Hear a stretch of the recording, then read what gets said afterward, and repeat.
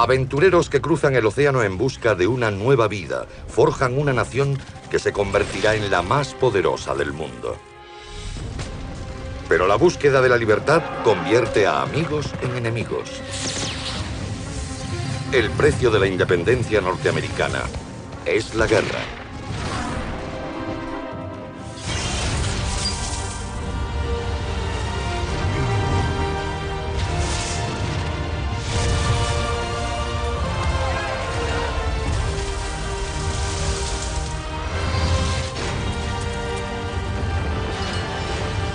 América, la historia de Estados Unidos. Rebeldes.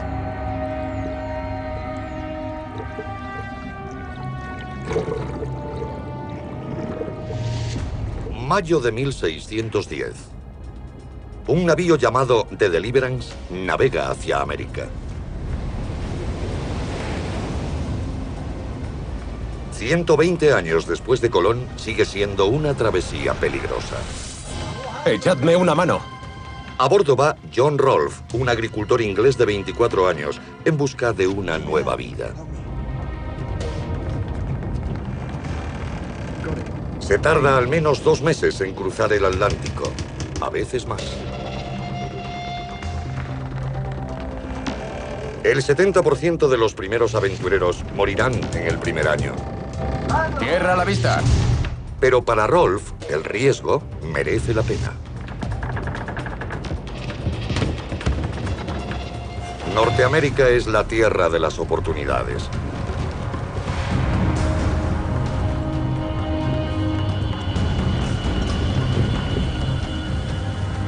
Un continente de riquezas vírgenes, empezando por el recurso más valioso de todos, la tierra.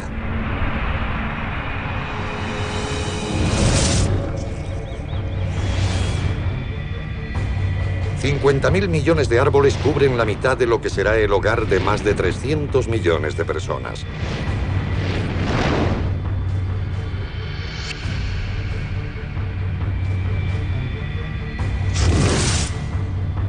Al oeste, más de 60 millones de bisontes vagan por 14 millones y medio de kilómetros cuadrados de tierras vírgenes.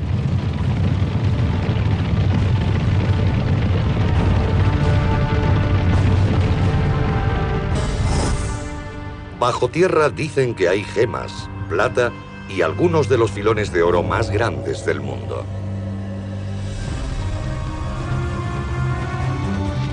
Los colonos esperan poco menos que el dorado.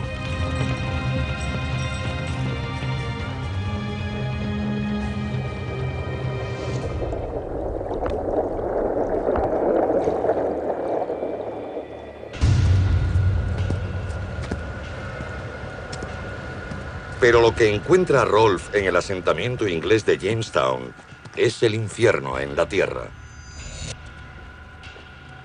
500 colonos se habían establecido allí 3 años antes. ¿Hola?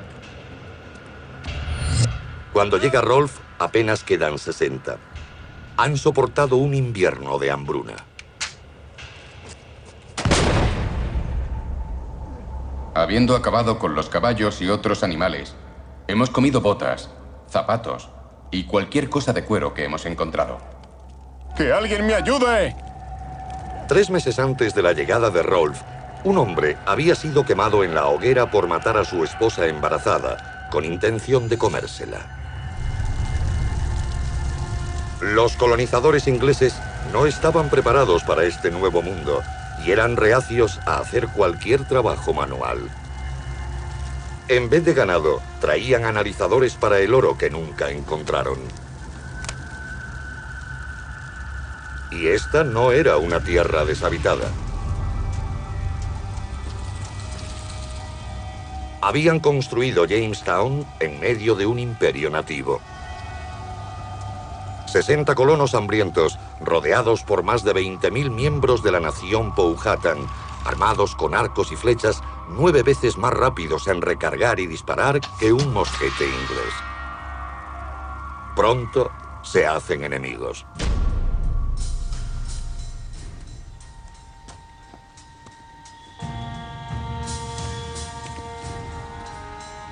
Pero la llegada de John Rolfe es el comienzo de un nuevo enfoque. Trae un plan. En el tabaco hay dinero, e Inglaterra es adicta.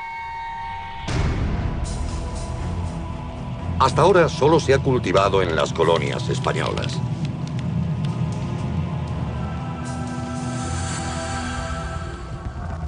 Los españoles controlan el comercio mundial.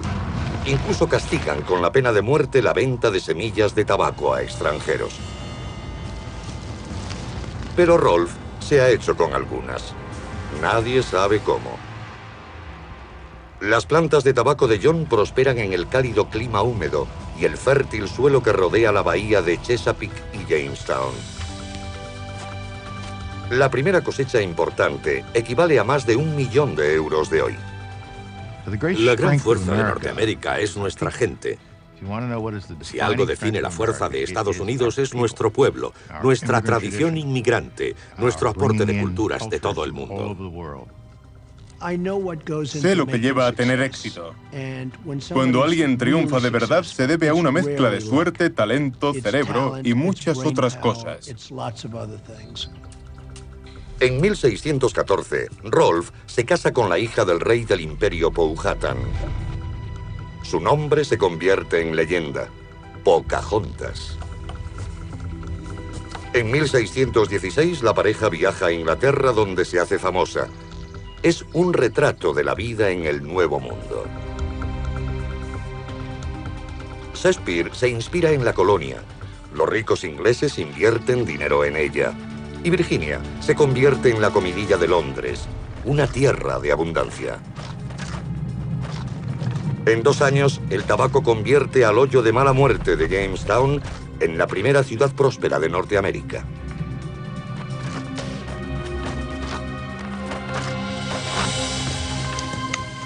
En 1619 llegan casi 1000 colonos más, incluyendo 20 de Angola.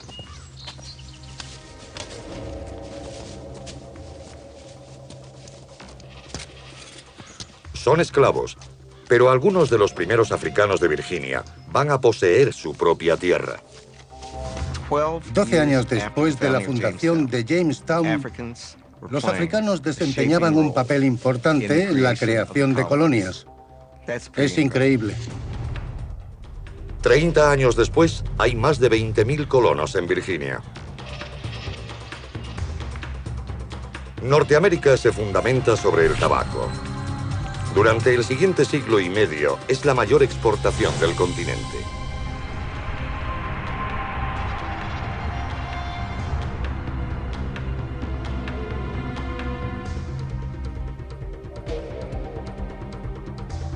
Diez años después de la llegada de John Rolfe a Jamestown, otro grupo de colonos ingleses arriba a Norteamérica.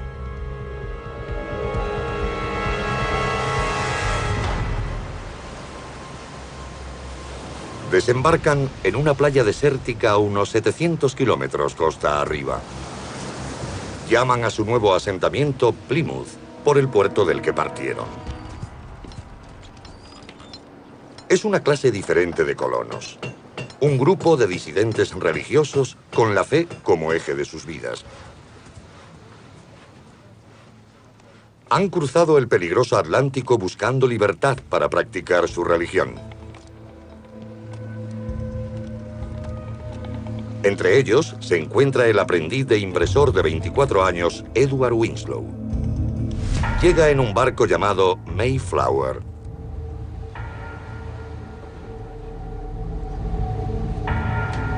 En abril de 1621, su asentamiento va tomando forma. El Mayflower regresa a Inglaterra.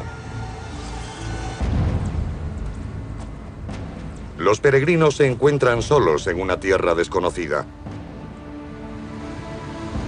Tenemos la esperanza y el fervor de poner los cimientos para propagar y anticipar el Evangelio del Reino de Cristo en estas remotas partes del mundo.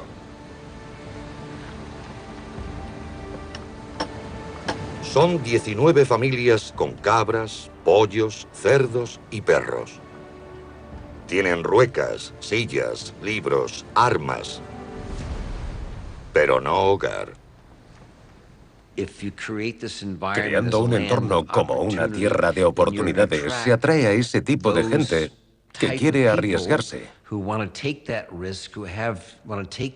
que quiere apostar y que cree en una vida mejor. Se dirigían al río Hudson, pero han desembarcado más de 300 kilómetros al norte, al principio del invierno. Han llegado en medio de una miniera glaciar, con temperaturas 4 grados más frías que hoy.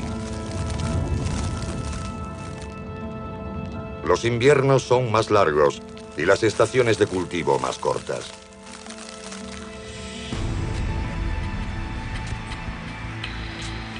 El suelo es pobre. Apenas crece nada.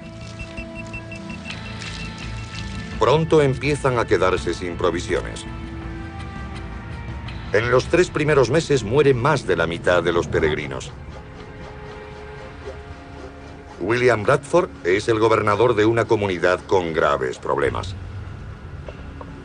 Agradaba a Dios visitarnos con una muerte diaria. La enfermedad estaba por todas partes. Los vivos apenas podían enterrar a los muertos. A veces morían 2 o 3 al día. De 100 personas, apenas quedaban 50. Hay momentos en que solo 6 trabajadores pueden continuar construyendo sus refugios. El marido de Susanna White muere ese primer invierno. La esposa de Edward Winslow fallece un mes después. A las pocas semanas, White y Winslow contraen matrimonio. Tendrán 5 hijos. Hoy, más del 10% de los norteamericanos descienden de esos primeros 50 peregrinos.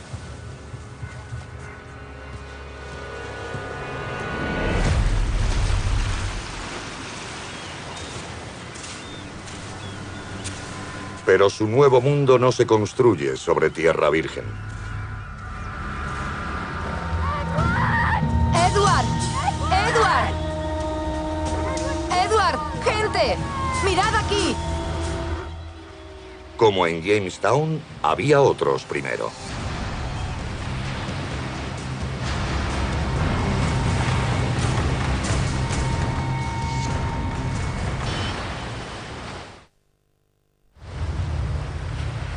Abril de 1621.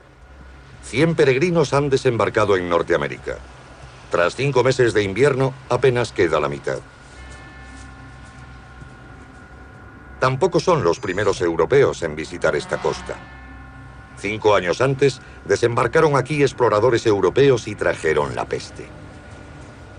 9 de cada 10 nativos perecieron.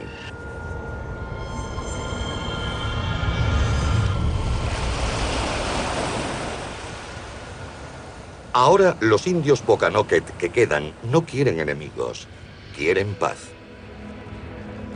Enseñan a los ingleses a cultivar en tierra arenosa usando pescado como fertilizante. Pero quieren algo a cambio.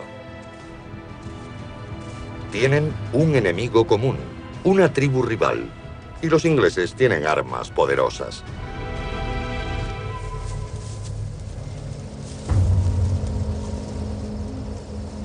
Los peregrinos no son soldados, pero deben luchar para sobrevivir en el nuevo mundo.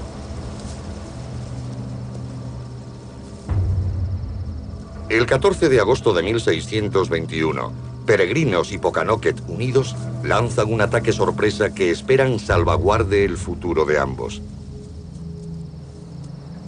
Se decidió enviar a 14 hombres bien armados para caer sobre ellos en plena noche. El capitán dio la orden: que no quede ninguno.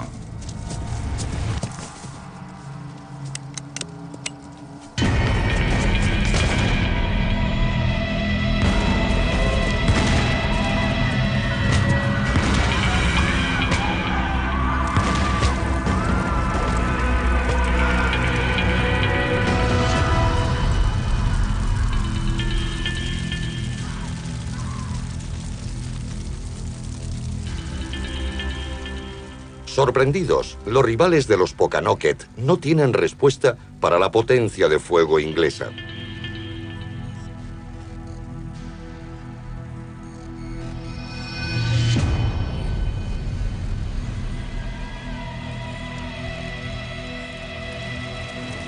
El éxito del ataque es una oportunidad para los insólitos aliados de encontrar intereses comunes. Hemos encontrado a los indios muy leales a nuestra alianza de paz. Son gente sin religión ni conocimiento alguno de Dios, pero muy leales, sin recelos, ingeniosos y honestos. Peregrinos y Pokanoket sellan su amistad con una comida.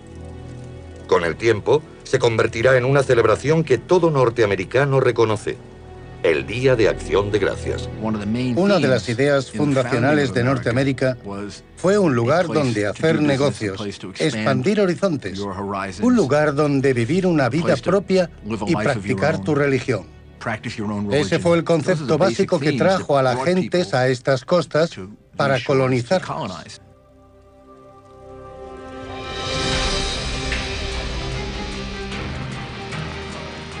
El éxito de estos colonos inicia un periodo de prosperidad y rápida expansión. Desde Jamestown a Plymouth, sus descendientes se extienden por toda la orilla atlántica. Decenas de miles de europeos le siguen en busca de una vida mejor.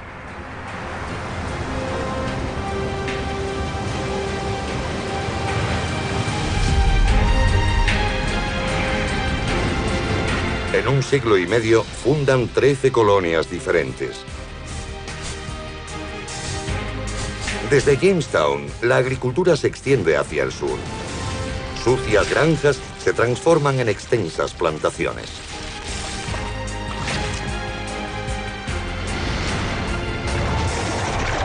Irlandeses, alemanes y suecos amplían las fronteras. Los holandeses traen el comercio a una pequeña isla en la desembocadura del río Hudson. Llamada primero Nueva Ámsterdam, pronto cambió su nombre por el de Nueva York. En pocas generaciones, los colonos son una media de 5 centímetros más altos que sus homólogos ingleses.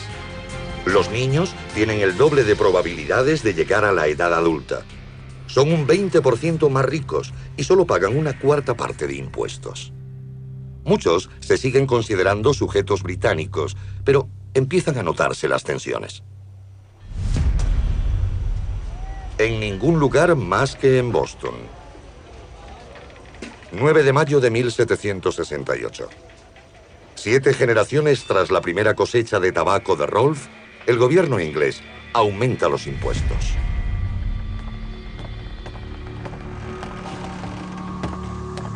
Un aduanero británico hace una incursión por sorpresa en un barco perteneciente a John Hancock, uno de los hombres más ricos de Boston. La tripulación de Hancock tiene otra idea.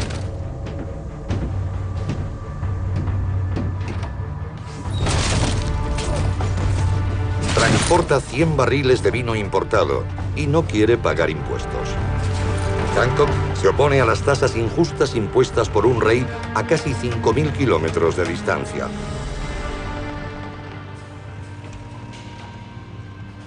Para los británicos, es solo un vulgar contrabandista. Los ingleses requisan el barco de Hancock, provocando disturbios que se extienden por todo Boston. No queremos pagar impuestos a un rey y a un parlamento en el que no tenemos voz ni ningún tipo de representación. Tenemos un resentimiento natural hacia el gobierno del que habíamos nacido. El rey responde enviando 4.000 soldados a Boston. Boston era una ciudad de comercio, cultura, civilización y revolución, desplegándose ante los ojos de los colonos y de los británicos.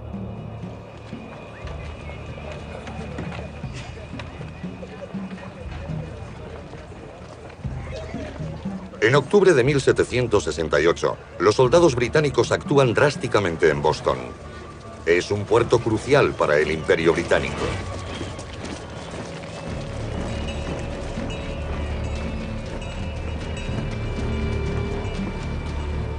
Sus astilleros se cuentan entre los más ocupados del mundo, produciendo más de 200 barcos al año, gracias a las inmensas reservas de madera de Norteamérica.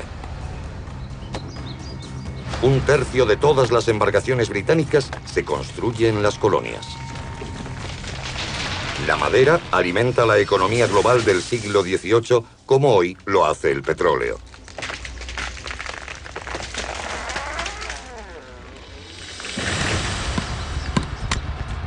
En Nueva Inglaterra, unas marcas identifican los árboles más altos y fuertes seleccionados por la corona británica para los mástiles de los barcos ingleses.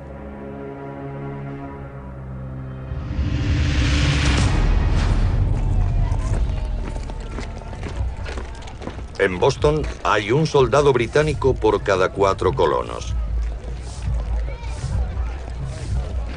Es una ciudad ocupada. Un relevante hombre de negocios, el orfebre Paul Revere, observa cómo las tropas toman el control. Formaron y marcharon en un desfile insolente, batiendo tambores, tocando pífanos y ondeando banderas. Cada soldado había recibido 16 cartuchos de pólvora y balas. Es una figura de clase media que ha prosperado gracias a su esfuerzo y talento. Representa lo que hemos creado solos, con la escasa ayuda de nuestros primos, al otro lado del Atlántico. Cuando estalle la revolución, Revere estará en el centro.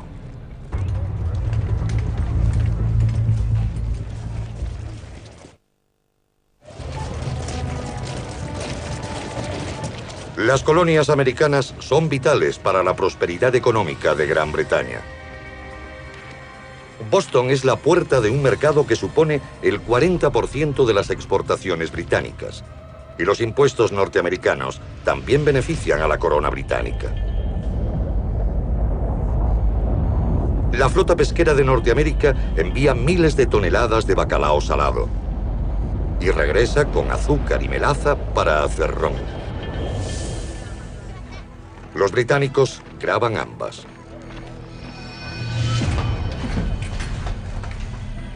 En África, el ron se usa para comprar la mercancía más preciada de todas: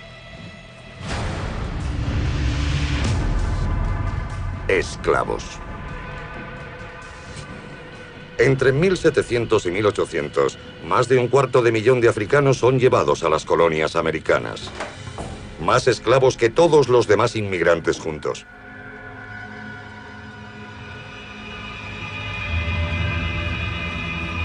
La mayoría de los esclavos terminan en grandes plantaciones en el sur, pero también son necesarios para la economía del norte. El 10% de la población de Boston es negra. Boston es un hervidero y la tensión aumenta. A nadie le gustan los invasores en su tierra. Y tener a los foráneos en su territorio es un gran incentivo para luchar. El 5 de marzo de 1770, tras 3 días de agitación, una multitud airada toma las calles. Cientos de hombres que culpan a los británicos de perder sus trabajos se congregan en King's Street. ¡Atrás! Se enfrentan a 8 casacas rojas que tienen orden de no disparar. Un aprendiz de peluquero de 17 años, Edward Garrick, provoca a un soldado.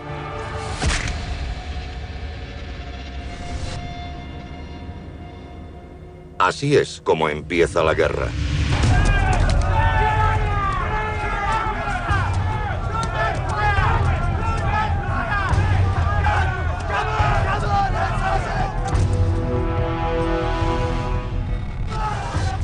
El soldado Hugh Montgomery es golpeado con un palo.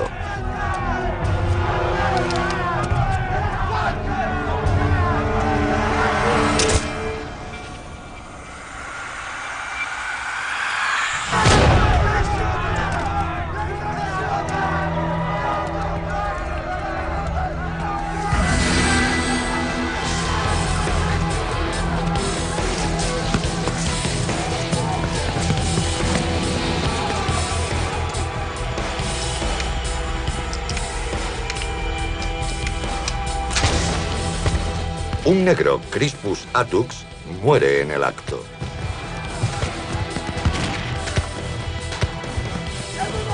¡Todo el mundo atrás!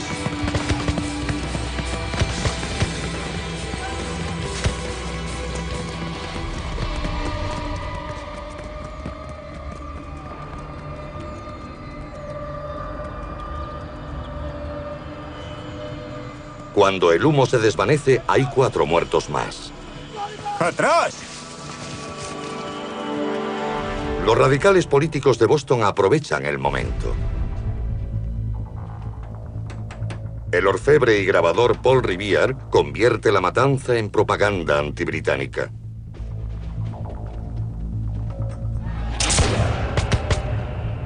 Sus grabados provocan indignación en las 13 colonias. Infeliz Boston. Mira a tus hijos lamentándose.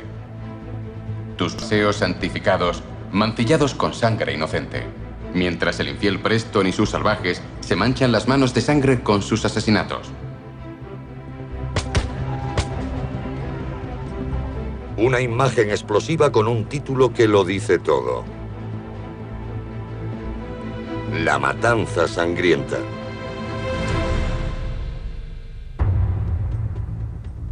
Está el viejo dicho, dame una imagen y te daré una guerra. Los que querían agitar las cosas para hacer un pronunciamiento o incluso una revolución, pudieron poner a otros de su parte. La noticia vuela. Boston tiene un periódico semanal y los colonos son ávidos lectores. Hay más de 40 periódicos en las colonias y el director general de correos, Benjamin Franklin, ha implantado un nuevo sistema de servicio postal.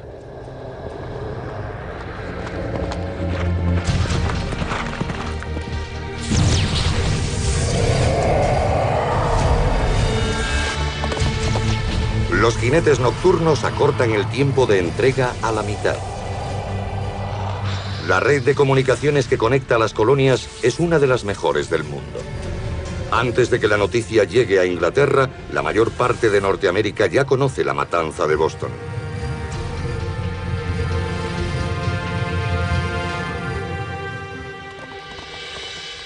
Es una idea muy norteamericana. La idea de que todos deben tener acceso a la información es una idea pionera. Todos deben saber lo que ocurre en el mundo. La matanza no es la única noticia explosiva que parte de Boston. En diciembre de 1773, la Gaceta de Boston publica otra historia que encenderá la llama de la rebelión.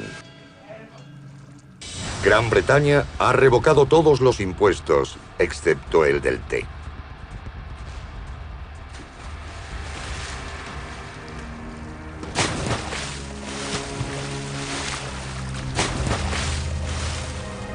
En uno de los actos de resistencia más famosos de la historia, los rebeldes arrojan más de $1 millón en té en el puerto de Boston. Cuando alguien nos golpea en una mejilla, no ponemos la otra. Nosotros no somos así.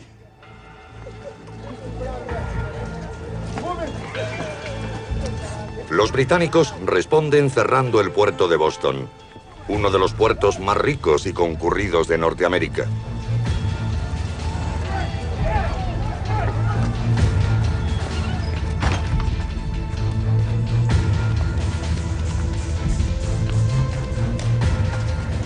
¡Salid! Cientos de personas pierden sus trabajos. Los británicos pretenden sofocar todo tipo de resistencia en la colonia rebelde de Massachusetts. Pero el plan está a punto de fracasar de forma dramática.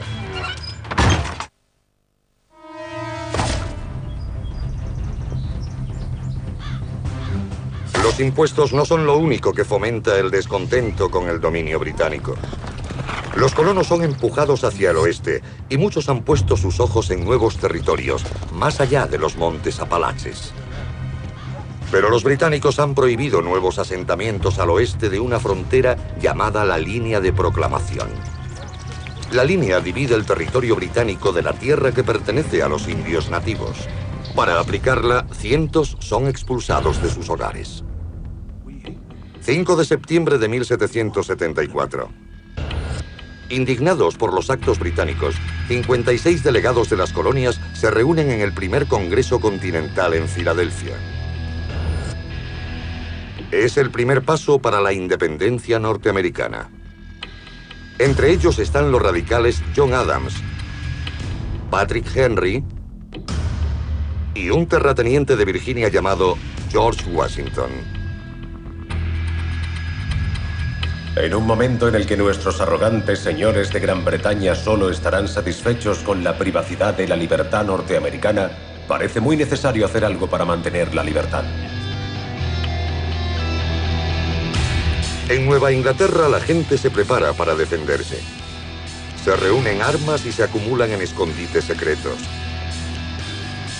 Pero mientras muchos esperan el conflicto, la mayoría de los delegados en Filadelfia quiere la paz con Gran Bretaña. La acción militar provocaría una herida que nunca sanaría.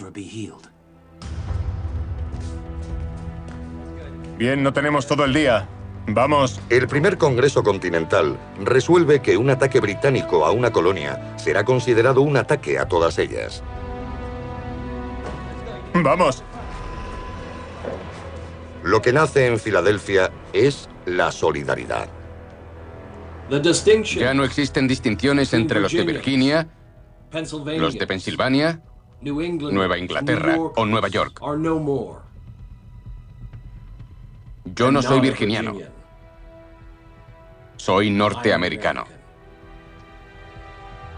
El futuro de las 13 colonias americanas pende de un hilo. Buenos días, caballeros. ¿Cómo están por la mañana? Primavera de 1775, cerca de Concord, Massachusetts. Apilad esos fusiles, no tenemos todo el día. El armero Isaac Davis instruye a la milicia de la ciudad. Los patriotas norteamericanos sabían lo que hacían. Preparaban el nacimiento de una nación. Había que creer en lo que estaban haciendo. Límpialo bien. Debe estar limpio si quieres salvar la vida. Si llega la guerra, esta será la primera línea de defensa de los norteamericanos. Una milicia de voluntarios. Caballeros, vamos bien. Tiene buena pinta. Vamos a desayunar y avanzamos. Son gente corriente. Agricultores, herreros y tenderos.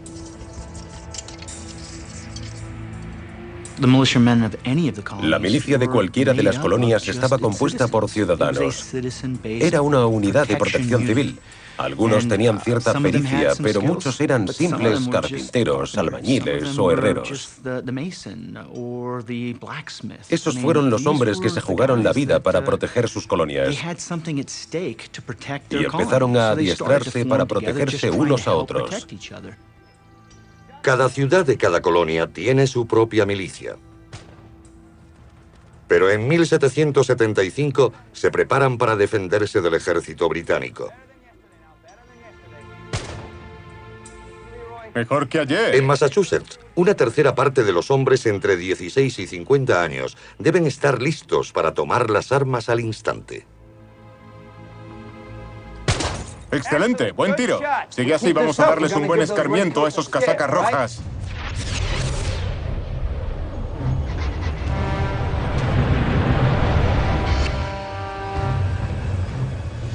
A medianoche del 19 de abril de 1775, 900 soldados británicos salen de sus barracones en Boston con destino a Lexington y Concord, a unos 30 kilómetros. Tienen órdenes de arrestar a los líderes rebeldes y requisar sus armas. Pero Paul Revere se entera y se prepara para alertar a la milicia.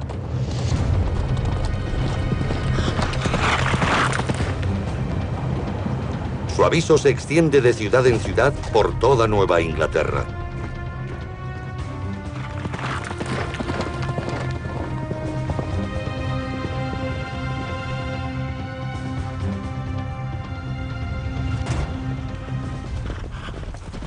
Revere llega a Lexington antes que los británicos.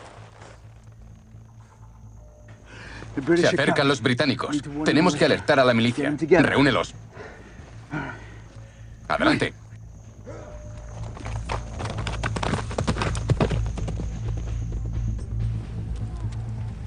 A las 5 de la mañana, 60 milicianos al mando del agricultor John Parker se enfrentan a cientos de curtidos y bien armados casacas rojas británicos.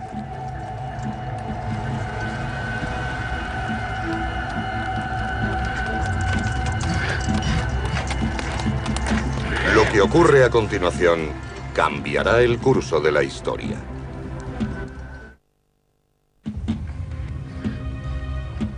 Amanecer, 19 de abril de 1775. A un lado 60 hombres mal armados y apenas instruidos. En el otro, cientos de soldados profesionales pertenecientes al ejército más poderoso del mundo. Una milicia inexperta frente a un ejército que en los últimos 20 años ha conseguido la victoria en 5 continentes.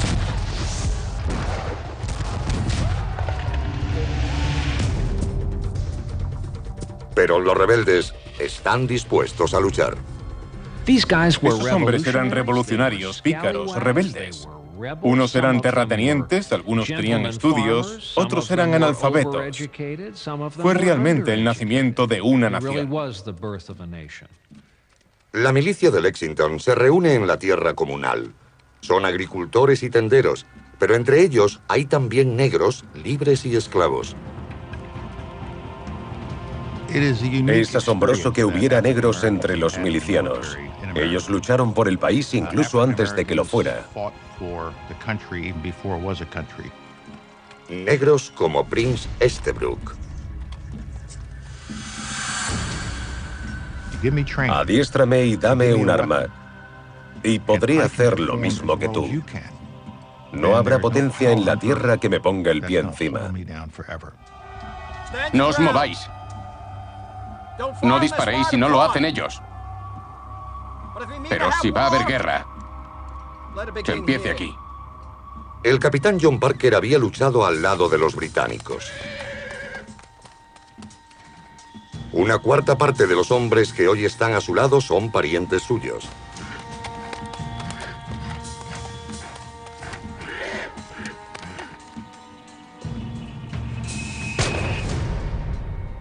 Nadie sabe quién hace el primer disparo en Lexington. Pero el disparo se oye en todo el mundo. ¡Apunten! Los soldados británicos intimidaban. Cómo se movían, cómo marchaban, cómo operaban en campo abierto. Me imagino al tipo que trabajaba en la imprenta. Debió ser sobrecogedor, algo que no se puede describir con palabras.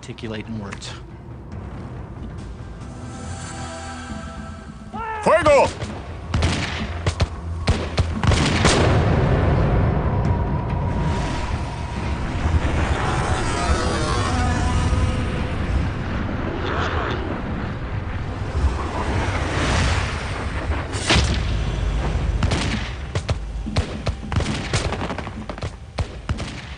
Prince Estabrook es alcanzado en la primera descarga. Los rebeldes son superados en número.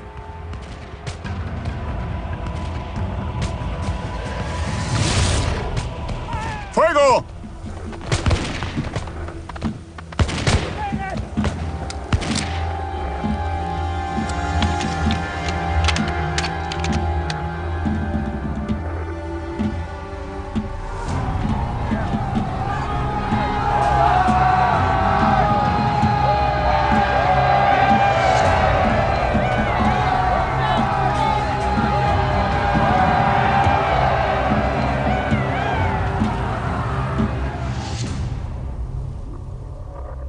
En Lexington, a los pocos minutos de la primera descarga, han muerto 8 rebeldes y 10 están heridos. La Revolución Americana ha comenzado.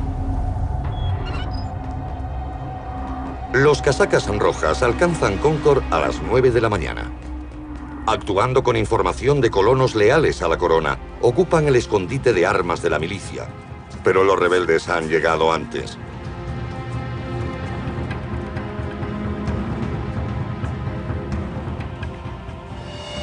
Bien, no tengo todo el día. Venga, vamos.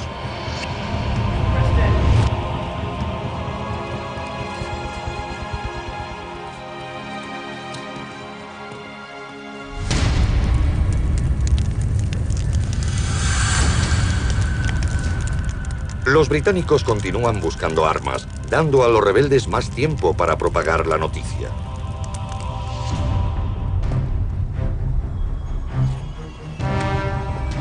La milicia se reúne a las afueras de la ciudad de Concord.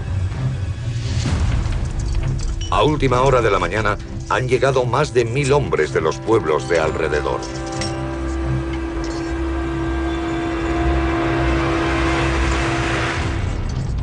Su plan es defender sus pueblos contra los británicos. ¡Vamos!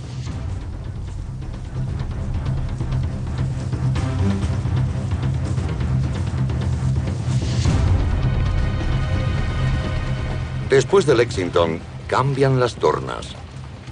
Las tropas británicas inician su marcha de 30 kilómetros para regresar a Boston.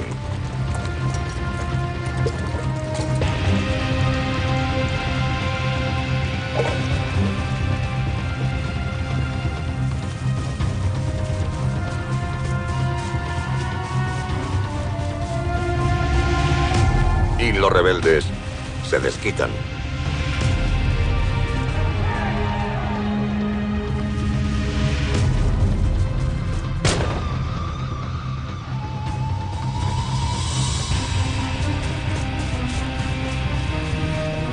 ¡Milicianos! Las muertes en Lexington unen a estos hombres contra el yugo británico.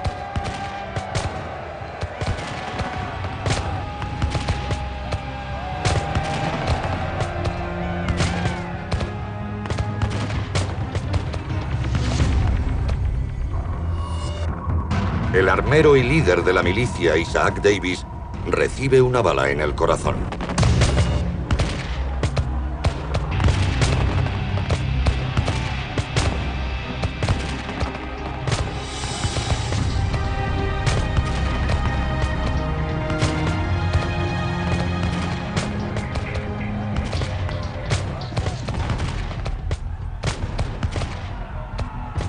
Los rebeldes aprovechan la ventaja, intentando que los británicos lo paguen.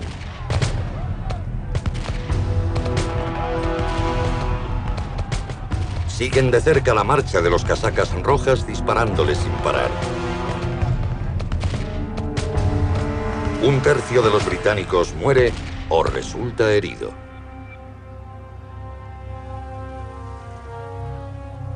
Siete generaciones después de que los primeros colonos partieran de Inglaterra en busca de prosperidad y libertad, sus descendientes tendrán que luchar por esos derechos.